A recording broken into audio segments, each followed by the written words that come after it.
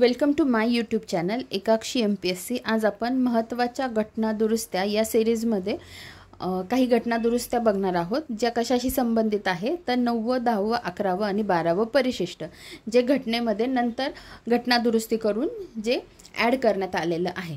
9th 10th 11th and 12th schedule, ज्याला मराठीत आपण अनुसूची किंवा परिशिष्टे असं म्हणतो। तर मग घटनेत पूर्वी किती परिशिष्ट होती तर 8 होती आणि नंतर घटनेत 4 परिशिष्ट ॲड करण्यात आली, ते आपण बघणार आहोत। ते कोणत्या कोणत्या घटना दुरुस्तीने, पूर्वी 8 होती नंतर 4 ॲड झाली, 9व 10व 11व आणि 12व। तर इथे जे मी लिहिलेलं आहे, हा जो कॉलम आहे हा घटना दुरुस्ती दाखवतो, कितवी घटना दुरुस्ती आहे। इथे त्याचं साल लिहिलेलं आहे, इथे हे घटना दुरुस्ती लिहिलेलं म्हणजे कितवं शेड्यूल ॲड करण्यात आलं ते लिहिलेलं आहे, आणि जे ग्रीनमध्ये मी लिहिलेलं आहे ते लिहिलेलं आहे की ते कशाशी संबंधित आहे त्याविषयी। तर हा चार्ट जरी पाठ केला ना तरी नीट लक्षात राहून जाईल। तर इथे जे आहे ते इथे पहिली 52वी 73वी आणि 74वी पहिली घटना दुरुस्ती, 52वी घटना दुरुस्ती, 73वी आणि 74वी घटना दुरुस्ती। इंग्लिशमध्ये काय म्हणता, constitutional amendment act, constitutional amendment act. तर जी पहिली घटना दुरुस्ती होती ती किती साली झाली, 1951ला। 52वी होती ती 1985ला, 73वी होती ती 1992ला आणि 74वी होती ती पण 1992ला। म्हणजे पहिला घटना दुरुस्ती कायदा कधीचा आहे, 1951चा। 52वा घटना दुरुस्ती कायदा कधीचा, 1985चा। 73 आणि 74वा घटना दुरुस्ती कायदा कधीचा आहे, 1992चा आहे। आता एवढं सोपं तर लक्षात राहून जाईल, म्हणजे 9th schedule 10th schedule 11th and 12th schedule. म्हणजे पहिली 52वी 73वी 74वी, याच्यात 73 आणि 74 एकामागून एक आहे ना, 73 74, त्यामुळे ते लक्षात राहील आणि त्यांचं साल पण एकच आहे, 1992। नंतर राहतं काय, 52वी घटना दुरुस्ती 1985, त्याच्याने 10th शेड्यूल ॲड करण्यात आलं। आता हे जेव्हा आपण सलग लक्षात ठेवतो की पहिली 52वी 73वी 74वी असंच लक्षात ठेवायचं, पहिलीने 9th शेड्यूल, 52वीने 10th शेड्यूल, 73वीने 11व परिशिष्ट आणि 74वी घटना दुरुस्तीने 12व परिशिष्ट ॲड करण्यात आलं। आता ते कशाशी संबंधित आहे ते बघूया।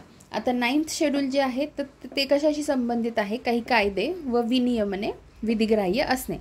आता तसं तर हा टॉपिक खूप मोठा आहे, प्रत्येक शेड्यूल शिकवायचं झालं तर बरंच मोठं आहे, पण फक्त तुम्ही MCQच्या दृष्टीने सध्या तरी लक्षात ठेवा।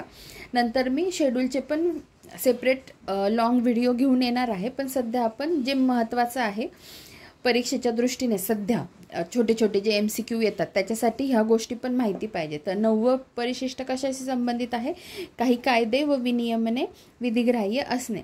10th शेड्यूल पक्षांतराच्या कारणावरून अपात्रता, 11th पंचायतींचे अधिकार प्राधिकार व जबाबदाऱ्या, आणि 12व कशाशी संबंधित आहे, नगरपालिकांचे अधिकार प्राधिकार व जबाबदाऱ्या। आता हे बघा की 9व परिशिष्ट कशाने ॲड झालं आहे, आता पुन्हा रिपीट करूया। 9व परिशिष्ट कशाने ॲड झालं आहे, पहिल्या घटना दुरुस्तीने। कधी वर्ष काय आहे, 1951 1951। विषय काय आहे, काही कायदे व विनियमने विधिग्राह्य असणे। नंतर 52वी घटना दुरुस्ती 1985, 10th शेड्यूल पक्षांतराच्या कारणावरून अपात्रता। आता यालाच हे परिशिष्ट काय नावाने ओळखलं जातं, तर पक्षांतर बंदी कायदा 1985 या नावानेही हे ओळखलं जातं। ठीक आहे, 52वा घटना दुरुस्ती कायदा 1985, 10th शेड्यूल कोणत्या नावाने ओळखलं जातं, तर पक्षांतर बंदी कायदा 1985 या नावाने पण ओळखलं जातं।